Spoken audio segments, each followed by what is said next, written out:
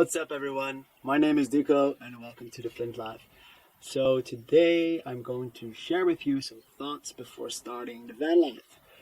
And this is a very important topic if you consider to jump in the van life, but you don't really have a purpose, or maybe you do have a purpose. What I want to share with you is maybe a bit of my experience. Maybe it helps you as well with your thoughts about the things you want to do, or maybe the places you want to visit, and so you can get into the van life with a bit of a goal, because that's the first topic I want to talk about. Having a overall goal in the van life is super important, because I have been spending time in a van where I was not working online, but I was surfing, and I think having the purpose of surfing around is a really good reason to jump in a van life, because you can get to visit so many places. You can park pretty much almost everywhere right at the spot, and you can just surf there and spend the time there surfing, which is really cool. But if you, for example, just want to go in a van life because you just want to go sit in a van and then just drive around, then at some point it's going to be absolutely pointless. You're going to have a feeling of unfulfillment, and at some point the places that you visit are not as cool or whatever you think about it anymore in the first place, because you get used to the environment. And if you don't have a purpose, you're just going to wake up and you're like, okay, what's on the cards today? This is something that you really want to consider. What are you going to do? Then the second thing that you want to get into is how much time are you going to spend in the van life? If it's only for the summer, like let's say 2 months, amazing. Maybe you don't need to have so many plans. You can easily be in a van for 2 months, enjoy the time, go from place to place, visit different places, and then it's super ideal to just be in a van life all the time and really enjoy your time, because for a van life cycle, it's not that long. But if you consider to jump in a van life for, let's say, 10 months or a whole year, then you want to do something, because I think that we human are, we live and we have the eagerness of doing stuff. We need to be doing something. So if you're going to jump in a van life for 10 months and you're just going to wake up everywhere and you're like, oh, what are we going to do today? Maybe grab the guitar, maybe, it's a very social thing. It can be very social if you're in that place. That's amazing. But what really, in my experience, that's what I'm going to share with you right now, is that it's good to have a certain goal.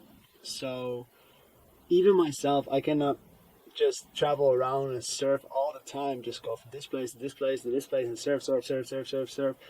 At some point, like, one, my money is going to run out. And secondly, I feel like I'm doing the same stuff over and over again. And I'm kind of creative, so I like to create things as well on the side.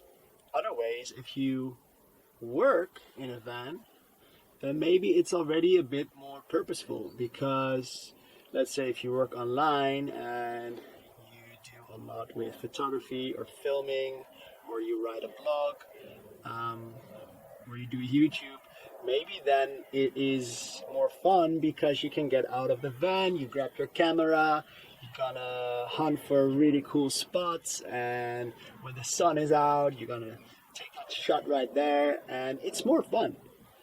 Or if you work online, doing other stuff, you can get out of your van, you do your morning routine, which I usually do, and then you go to a cafe.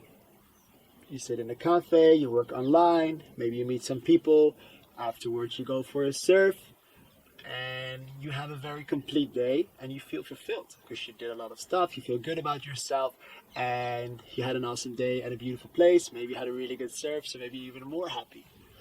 So these are really things you want to consider before diving in the van life. So in my opinion, jumping into the van life, you need to have a goal or an activity that you really like to do every day, or different activities that you like to do every day. Super important, because we humans, we're created to do something. and you got to do something in a van life.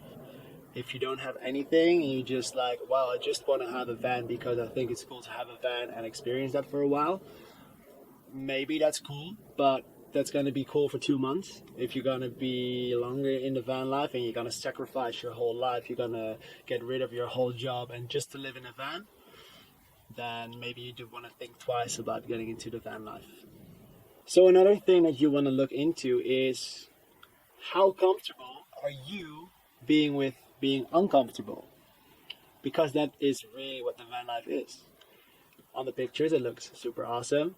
Everybody makes the best shots from the van life, opening the back doors, and then you see like this beautiful beach, ocean, amazing.